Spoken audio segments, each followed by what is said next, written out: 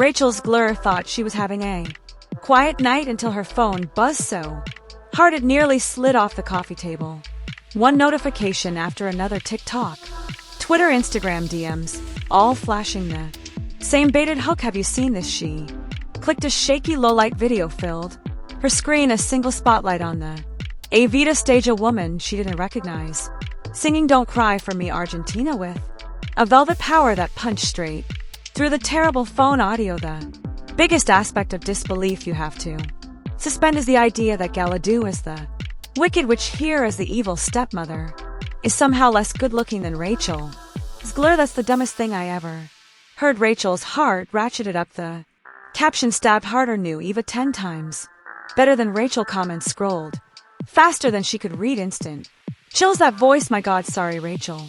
Who? And they're rising like a tsunami. The hashtag that would haunt her before midnight. Hashtag better than Rachel. Her publicist's call came 30 seconds later. He didn't say hi. Have you watched the clip all the way through? She hadn't. With trembling fingers she replayed it, noticing every detail. The internet had already dissected the performers. Shorter frame, the natural Argentine inflection, the controlled stillness on the high sustained note where Rachel used to belt wide-eyed. What an idiot I've been as a young person in this industry who has no filter and no idea what she's doing. Silence on the other end. Then her publicist's low measured line, they've gone viral in under an hour. We need a plan before sunrise. Rachel managed only a whisper. Who is she? The answer was a name she'd never heard, Camila Delgado. Unknown, unverified, but trending worldwide. And as Rachel watched the clip loop again, fans crowning the newcomer a 1,000 times better. Something inside her cracked like, who has been the most exciting person for you tonight? Oh my gosh, took the mind out of my mouth. All those months of rehearsals, the press round she convinced herself would rewrite her Snow White fall out the late night vocal drills to prove she could outsing the skeptics. They were vaporizing in 15 blurry seconds. She opened Twitter. The algorithm was merciless. Reaction parrots side by side, voice overlays slowed down comparison frames. One influencer captioned a freeze frame of Camila hitting the climactic note with, "This is the end of Rachel's Eva era and the start of something glorious."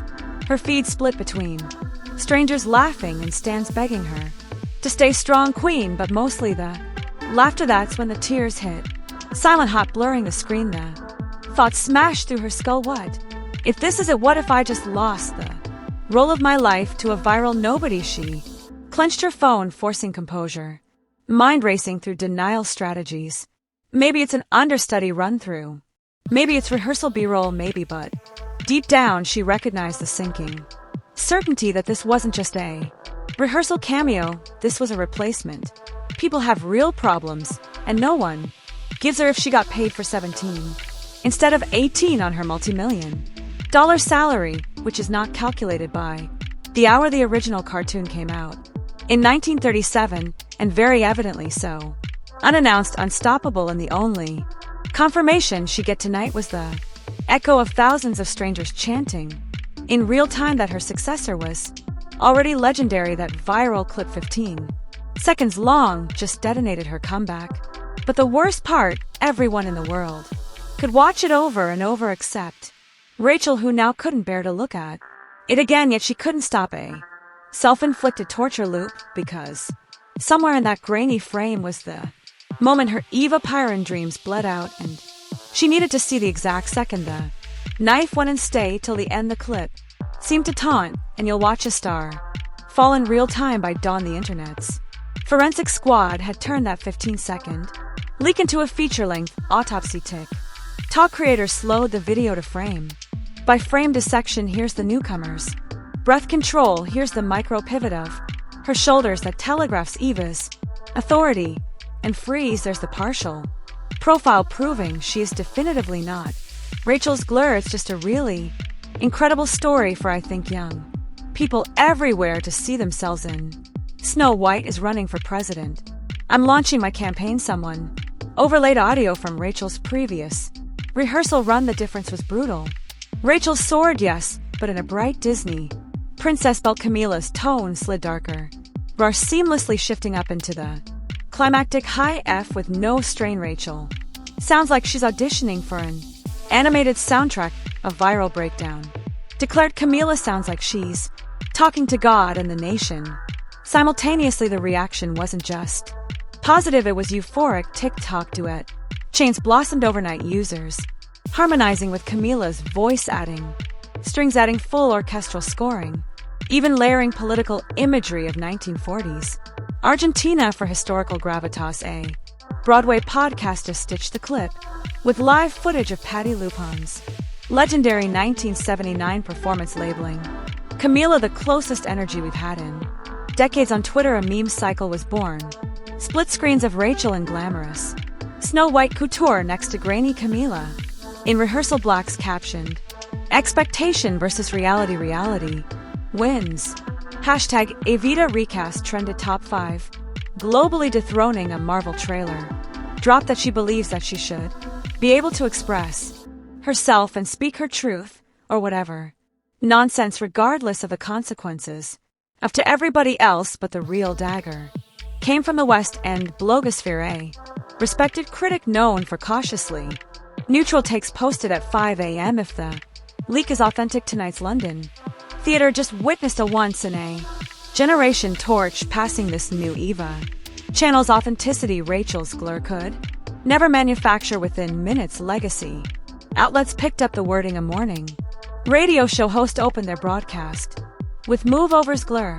A real Argentine storm has blown into town." Meanwhile, professional voice teachers Wade and A popular YouTube vocal coach paused the high note, highlighting Camila's subtle chest mix technique. See that soft drop on Argentina? She's not overselling it. She's living it. That nuance is advanced, especially for a mid-20s newcomer. Compare with Rachel, bright, technically correct, but emotionally external. Translation: stage presence beats studio polish. Comments erupted with agreement. The clip's virality also carried a sinister underside. Gifs of Rachel's past red carpet quotes resurfaced, particularly those Snow White bites about the original film's weird prints. Side by side with Camila's poised rehearsal, Rachel's sound bites looked flippant, childish. Fans reframed the narrative. Rachel is all talk, Camila is all talent. One widely shared tweet packaged it bluntly. Rachel spent a year lecturing us about feminism and fairy tales. Camila spent 15 seconds proving art still matters. By breakfast, the narrative was no longer "is Rachel still in the show?" It was, "do we even want her back?" The clip had reset the public appetite. They didn't crave Rachel's redemption arc anymore, they craved Camila's coronation, and with each new reaction video that appetite deepened. What can be said about this level of narcissism here? Please enjoy sharpening into hunger as social media roasted marshmallows over Rachel's imploding reputation. A second explosion hit, this time from backstage. A screenshots circulated in locked theater discords before spilling onto Reddit. A typed rehearsal summary dated 2 weeks earlier marked confidential at the top, the director's initials below bullet points that read like a surgical dissection of Rachel's professionalism, or lack thereof, resists all direction, repeatedly halts blocking to debate, character motivation undermines team leadership, publicly questions choreographer in front of ensemble, disrupts rehearsal flow with unsolicited script rewrites, often ignores stage manager calls, believes production revolves around her star image, refuses to consider ensemble cohesion. The final bullet was the kill shot. Overall atmosphere untenable. Evaluate understudy contingency immediately within hours. Theater insiders confirmed the formatting was authentic, identical to weekly notes used across West End shows. A second image dropped WhatsApp screen caps from producers. The short, chilling exchange: "She doesn't adjust, we replace." Director prepping understudy: "She's done."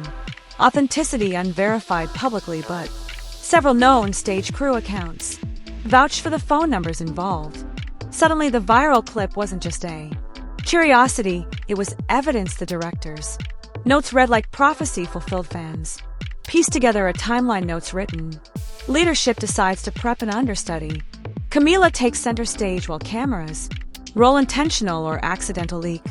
Unknown, and Rachel learns about her own downfall from the internet. Some of Rachel's fans push back with their own narratives, suggesting the director might hold unconscious bias that certain crew members dislike outspoken performers, or that Rachel's intensity is simply being misread, yet a set of purported internal memos whose authenticity has not been confirmed began circulating online.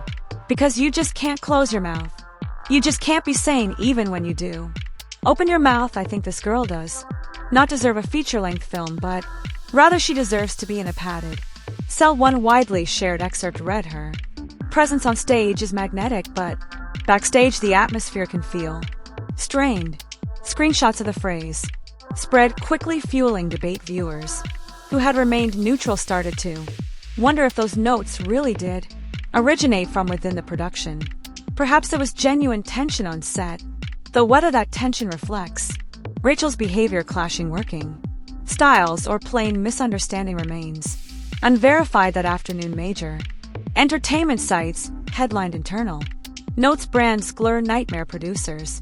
I replacement, the words nightmare and toxic trended adjacent to her name, delivered not by tabloids but by industry trades, usually careful with unverified gossip. Rachel's brand took another bruising blow, this time from within her own show family. Behind closed doors, crisis meetings erupted. Insiders leaked that Rachel's team wanted the production to issue a retraction, but producers refused without a formal contract termination in place. They wouldn't comment. Lawyers allegedly advised both parties to stay silent, which only made the memos and the silence surrounding them feel more true. The public saw the pattern when Rachel faced controversy before she tweeted clarifications instantly. Now nothing. Her refusal to fight back looked less like grace and more like an admission. Details of the meltdown spilled slowly like stage blood under harsh lights. First, it was an anonymous crew member who DM'd a theater gossip account. She threw a prop chair, then an ensemble dancer added color. It hit the wing curtain but could have nailed a stage hand. A wardrobe assistant claimed Rachel screamed, "I am Eva," at the director before storming off when a respected London theater blogger published a long-form insider piece. The picture crystallized final run through high-pressure director Jamie Lloyd wanted subtlety. Rachel wanted fireworks. He asked her to underplay a gesture she refused, insisting Eva's rally scene needed grandeur. An argument ignited mid-number. Rachel allegedly broke character, demanded the orchestra stop, and called the new choreography community theater nonsense. Rachel, did Steven Spielberg not pay you for your role in West Side Story? Did Disney fail to give you a healthy paycheck for, like,